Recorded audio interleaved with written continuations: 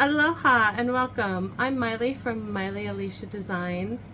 In this project, we're going to be creating our spooky sweater that I'm wearing today. For this project, I used my gargoyle and spiderweb fabric from my shop at Spoonflower. I also hand embroidered the potion in the top of the cauldron and decorating the bubbles popping coming out of the cauldron. Along with your SVG for the cauldron, there is also an SVG of your potion goo and your bubbles if you would like to use those instead of the hand embroidery. So let's get started. Your first step is to cut out your cauldron. I'm using a velvet from Spoonflower with my design. I placed it face down, fuzzy side down to my cutting mat, and then using a rotary blade I cut out my cauldron. At this time you could also cut out your bubbles and your goo for your cauldron.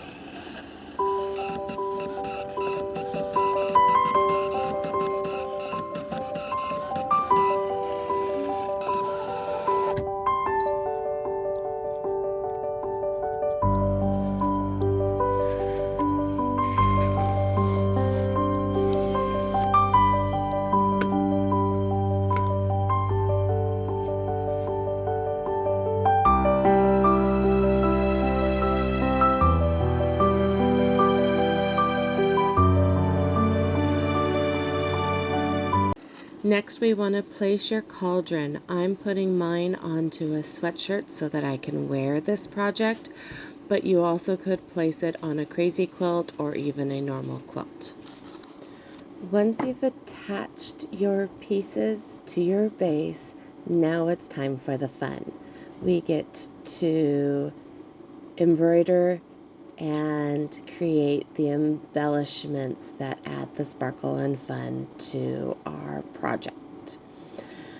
This can be done with a variety of materials. I'm using embroidery floss and a chenille yarn. The floss can be 6 thread for 2. For this project, I'm using 3. The challenge is always threading your needle.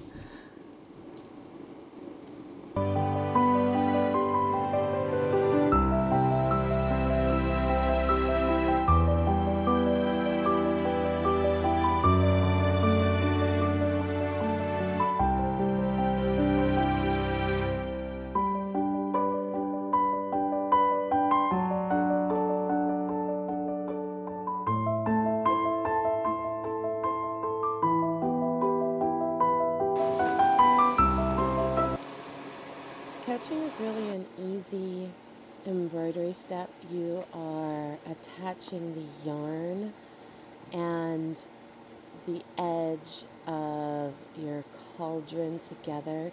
You want to make sure that your yarn is not hiding underneath the edge. You've got a good seal of the edge down to your object. For couching, you're just running about 1/4 to 1/2 inch stitches apart from each other, starting on one side of your yarn, bringing the thread across and down to the other side of your yarn.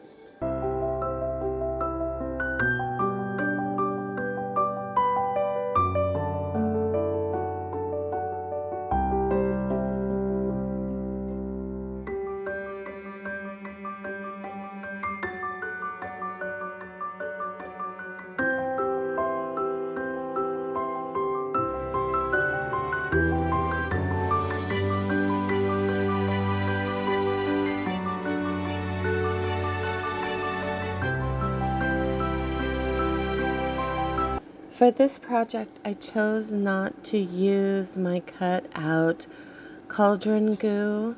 I wanted a more 3D effect, so I'm using another color of chenille yarn, zigzagging it back and forth, making sure I have it pinned in place so that I can attach it to my cauldron to give that bubbling double for this project.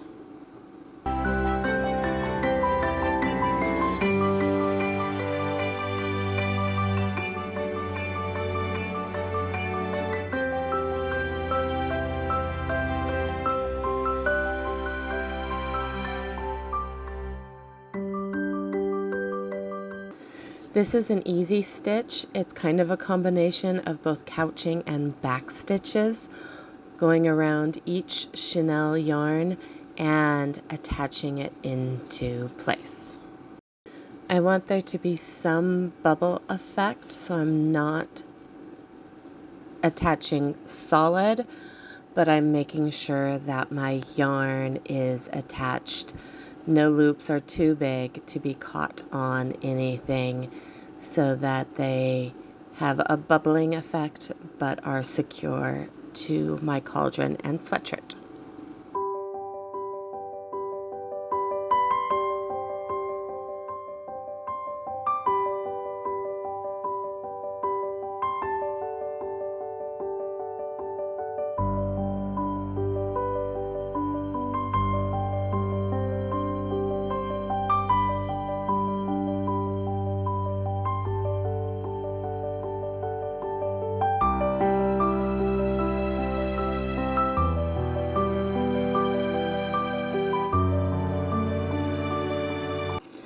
Next, we want to add the sparkle, the glitter.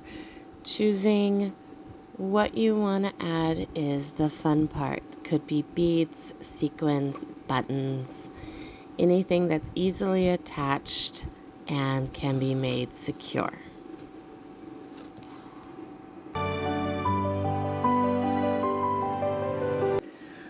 I use a small cup or bowl. In this case, I used a silicone cupcake holder to hold all of my beads and sequins.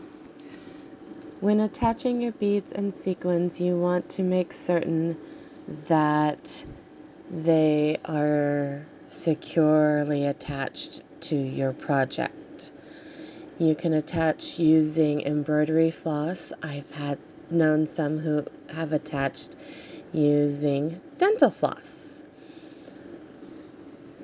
Your needle/beads need to be compatible. Your needle needs to be able to slide through the center barrel of your beads.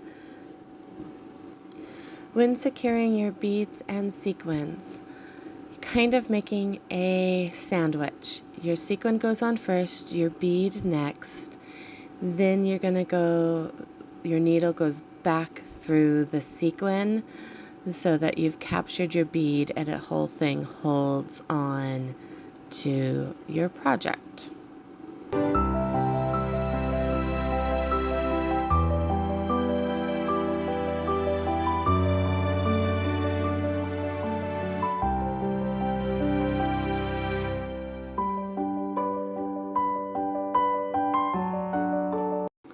Attaching a strand of beads is kind of fun. You can let them dangle and move. I chose to anchor mine in place.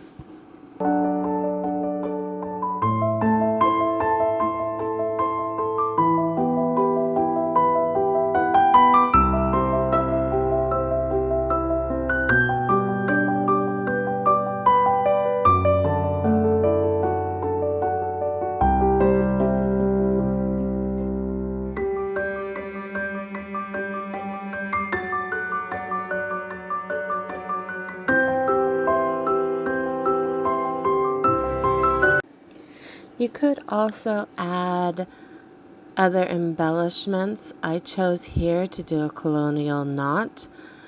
It kind of fades in, but it adds just a little extra.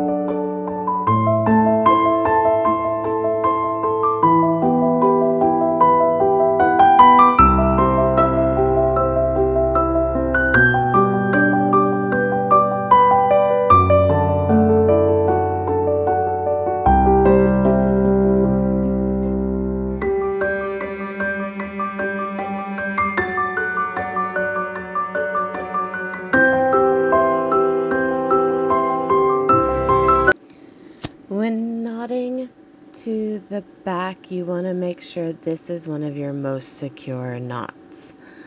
I created a small loop, went through the loop twice, and I want to secure my end. Just like in knitting and crocheting, weave in your ends before cutting. You could use a little bit of fray check and make certain that it is secure.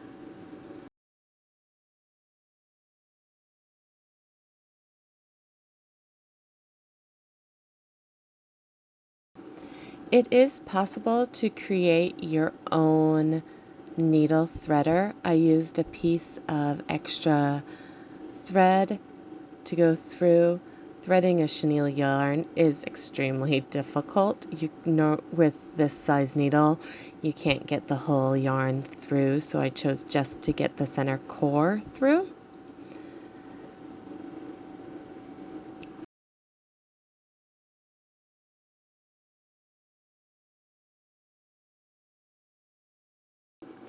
For this bubble, sinking my couched yarn was not an easy. I cut the yarn a little short.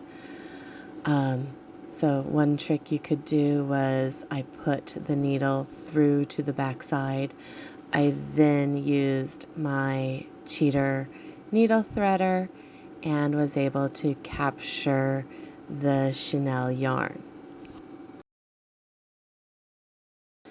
The yarn, as you can see, did not want to go through. It took me a couple of times, and I chose to leave a portion of the chenille as an extra little bubble. Again, turn it to the back, do a secure knot, over under square knot for my chenille yarn worked the best. You could, when you're completely done, add a piece of a fusible stabilizer to cover all of your embroidery work if it is going to be worn and have a lot of on-off, so you want to make sure that they are totally secure.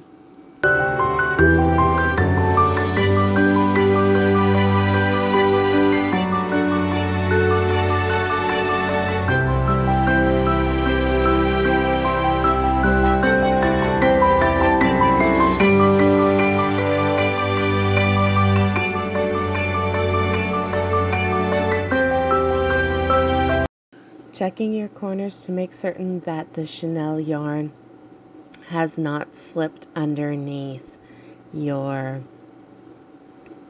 embroidered fabric. Don't forget to add your sparkle and beads to your bubbles.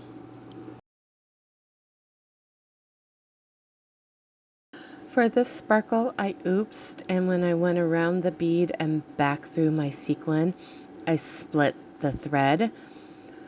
Two things you can do. One is I did choose to walk the split down so that it is sitting securely against your project, or you can remove your needle and gently pull it apart. This will continue splitting your yarn, and rethreading it can be a bit of a challenge, but it does work.